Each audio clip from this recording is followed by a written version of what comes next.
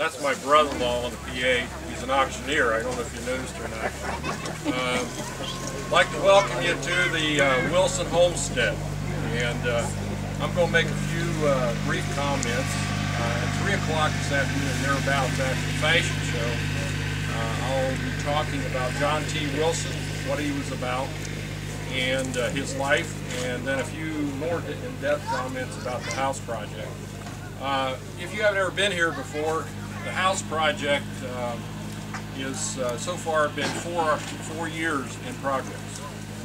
We've invested about 6,000 hours of time, but that's everything. That's mowing around here, going and getting stuff, and working on the house.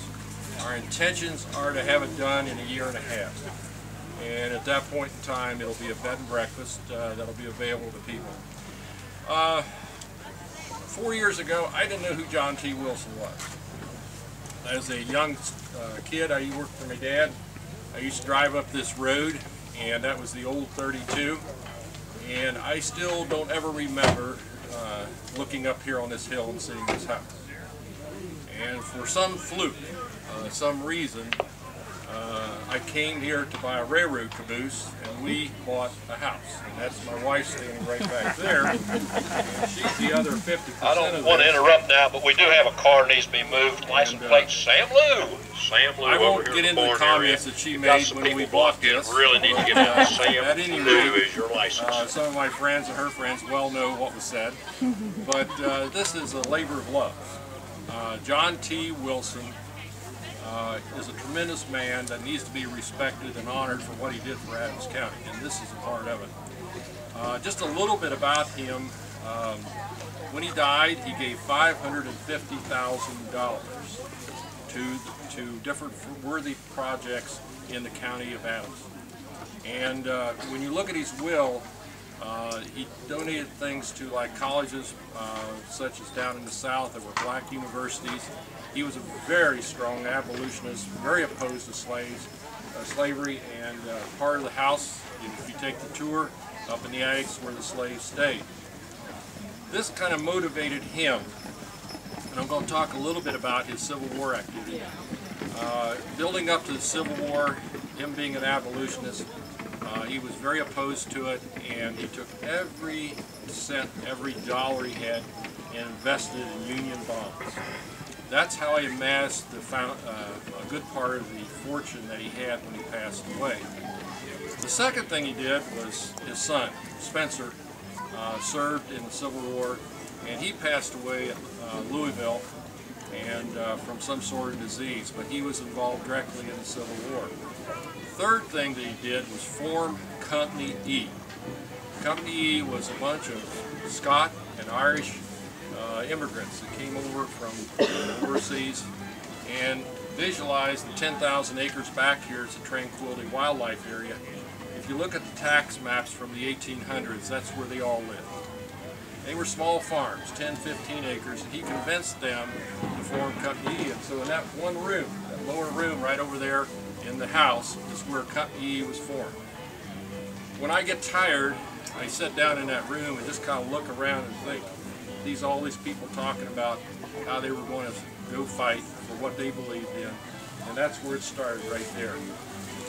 When they started out, they had no uniforms, they had nothing, and Wilson paid for all that.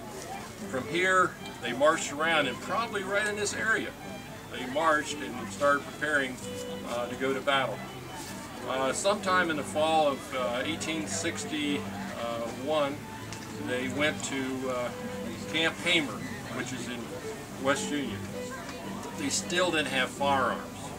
They marched with sticks. And they didn't get their firearms till they got to Paducah, Kentucky off one of the steamboats. From there they went to Shiloh, Pittsburgh Landing, and that's where Wilson fought with that group, Company E. And he was, I don't know if you would call him a hero, but he led the group into battle. And he got fever when they were marching to Corinth, and he was mustered out. He served as quartermaster for a period of time, and then he came back here because it was felt that he could do much more for the Union Army after that. But the thing that you got to understand about Wilson, he gave his life for good causes. He gave his son. He formed Company E. And this is kind of a tribute to him. And as time goes on, we want to make it more of a tribute to him. So if you're familiar with Adams County, you look over there at the Children's Home at West Union. He built it. The Civil War monument, he paid for it. There's a $150,000 fund that still exists for the worthy poor in Adams County. Not many people know about it.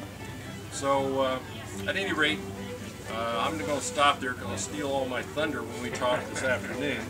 And 3 o'clock over in the church, we're going to talk a little more about Wilson, his early life, what he did later on in his life, and then what we're going to do with the house. A year from now, we'll be close to getting done. We're hopefully going to be done January of 2011, or 2012, excuse me, and open it up for a bed and breakfast. And I've already got a list of people who want to stay first.